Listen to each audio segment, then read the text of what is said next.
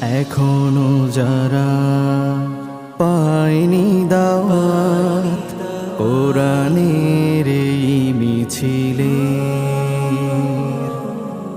এখনো যারা পায়নি দাওয়াত কোরআনের এই মিছিলে,